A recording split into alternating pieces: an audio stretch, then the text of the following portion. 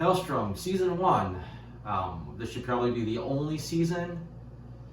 I gave it a 2 out of 5. I say it was just an okay season. It definitely had a lot of flaws, but I don't think there was anything that sunk it where it was unwatchable. It was just kind of a brisk watch. The episodes went relatively quick. It was only 10 episodes. I don't know very much about the Son of Satan comic book, just a little bit that I've glanced at online. So I had that in mind going in. It seemed like it checked enough of the boxes to be a decent adaptation. But of course, they still held back a lot. We didn't get a lot of the full-on, kind of more crazier comic booky stuff, like the shirtless Helstrom with the pitchfork and the big pentagram on his chest, and Satana with the horns and all that stuff. They kept it a bit grounded. This is their first real look into the supernatural side of the MCU. Although now they're saying this show might not even be part of the MCU, it might just be its own complete standalone thing. I don't know. I don't know if it's ever going to matter. I don't know if Disney's ever going to get back around to doing this supernatural stuff, so I think it's going to be kind of irrelevant. It's probably never going to come up again. This is going to be a full spoiler review. I'm not going to hold anything back. Doesn't mean I'm going to give all of them, but if it comes up, it comes up. I have a review on my blog, soundedbettermyhead.com. It's only got a couple spoilers on it. It's relatively spoiler-free, so you can check that out. The overall plot was fine for what it was. They did a nice job of telling us that the kid's dad was a badass and we should be afraid of him, and he's very powerful, and it looked like we had him. And we had this big scary dude that's throwing people around. His chests or stomach's opening up. He's eating people. So he's pretty intimidating. And then all of a sudden, mid-season, they take him out in a pretty cool fashion. And then that's it. He's not really the dad. And then I think that's where it's about mid-season, episode 6, I think it was. And then the show loses its way a little bit because you're like, okay, if that wasn't the dad, where is the dad?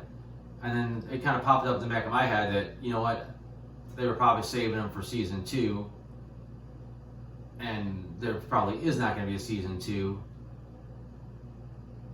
I've also said it in my review, I'll bring it up quickly on here. Originally, Helstrom was supposed to be part of a block of shows called The Adventures of Fear, or Adventures in Fear, on Hulu. There was going to be this, and Ghost Rider, and I think they said possibly like at least another show. We're all going to tie together, kind of how the Netflix Daredevil Defender shows all tied together. But for whatever reason, Disney shut it all down. They canceled Ghost Rider right before it started filming.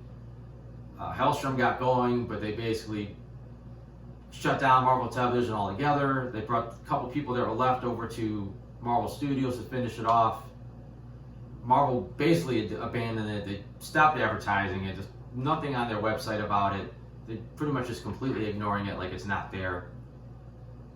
Kind of how they treated some of the Fox stuff that they inherited, but this is like one of their own properties, and it's on Hulu. Hulu's owned by Disney, so they're still should be making money off it. Anyways, back to the plot. It turns around that the mother survives with the demon in her and runs off and gathers her forces. And apparently her big plan was to possess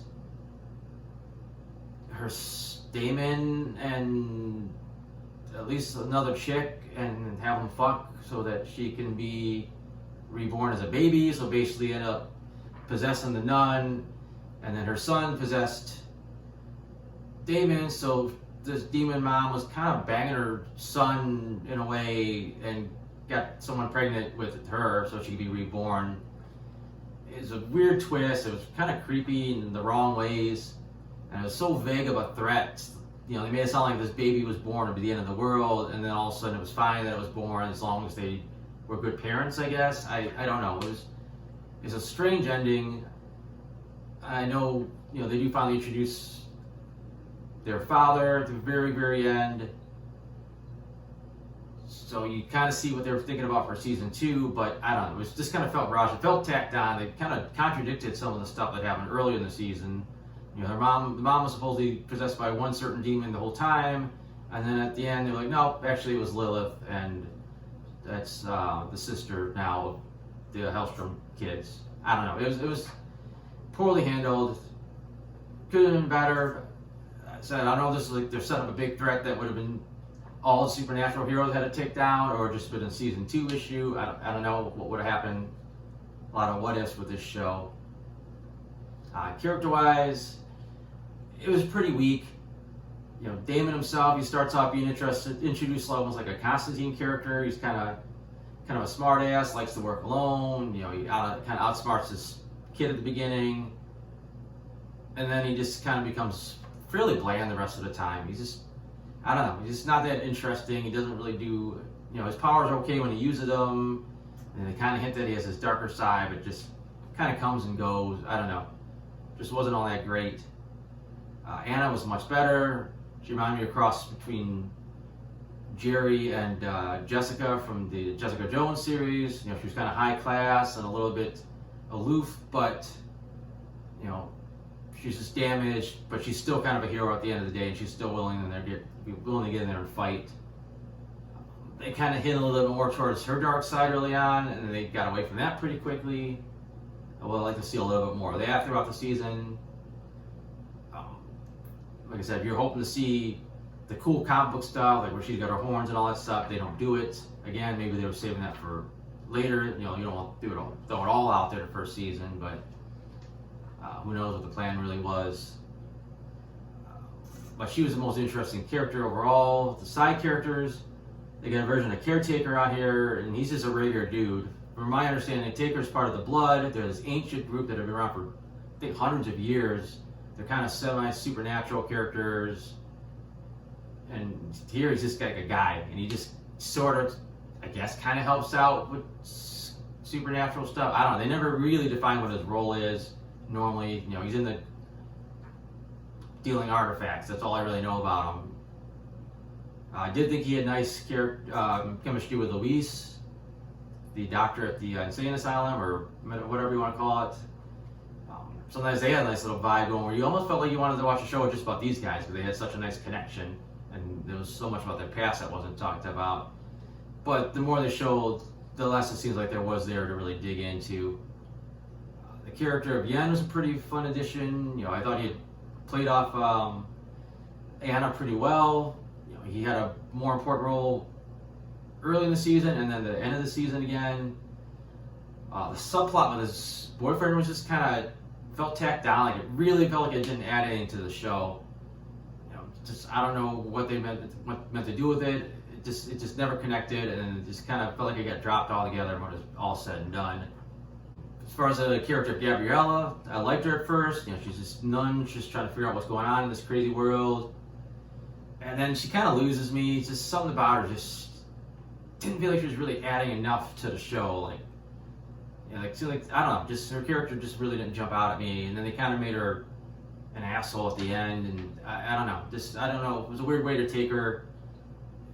She wasn't compelling enough that it really was that big of a deal that she turned heel at the end. She wasn't really enough of a love interest for Damon. I never really felt like they had that chemistry that they tried to make it sound like they had. So, I don't know. Just her character, if she never came back, I would not be sad if the show ever came back. There's not too much I could say about the show. It was basically like kind of like a mix between like maybe Supernatural with a little bit of Constantine and a bit of the Son of Satan comic book thrown in. There's really no other Marvel references. I think there's a Roxxon gas station in the first episode. And other than that, you know, nothing ever gets mentioned. That's really all I got. I don't want to go on for too long about the show. I could zip through my notes real quick, see if, what's worth mentioning here. Like I said, a lot of the locations weren't that great. Like the big one was the asylum or whatever hospital you want to call it. I don't know, just looked pretty generic. I did like the padded room. I thought it had a lot of detail to it. You know, we went there a lot. It was like one of the main places we went besides Hastings' office. But everything else was just kind of some generic place in Portland or some generic place here. Kind of liked Anna's warehouse. well, all the antiquities in it, but we've barely seen that after the first half of the season. I don't know. It's too far away to really make it a useful thing if this show went on longer, to have her in San Francisco and him in Portland. But that was the only other really decent location. It's also, I'm going to say that the effects overall were solid. I mean, a lot of it was just people throwing stuff at each other with their minds. It looked fine for what it was. You know, a little bit of some hellfire, which looked okay. Could have looked a little bit better. I didn't think the hellfire spear looked that great. It was a weird way to do it. And I don't know, it took me a while to even realize it was supposed to be the spear. I thought some of the gore stuff was well done. Especially, I like to look for what we thought was their father, with the stomach opening, and there was the whole thing after he got blown in half. He had this torso with the mouth blown up that looked pretty cool. It was probably one of the gorier Marvel shows we've seen so far. They didn't really do a great job at trying to explain what their powers were. Like, you knew somehow he could exorcise demons out of people, and he did something with fire, but it was always so vague. And then you really didn't understand what her powers were. You know, she could touch someone and it looked like she was pulling something out of them, like you've seen like a darkness going through her veins. But they really didn't say what she was doing and how she was killing these people. If you know about the comics, you kind of know what they're doing, but if you don't, I think you're going to be confused. It was really hard to figure out who's pulling whose strings sometimes. Even after watching the entire season 1, some things don't seem to make sense about who kind of started the chain of events and why certain things happened. The Keeper Demon, I don't know, the skull looked pretty cool.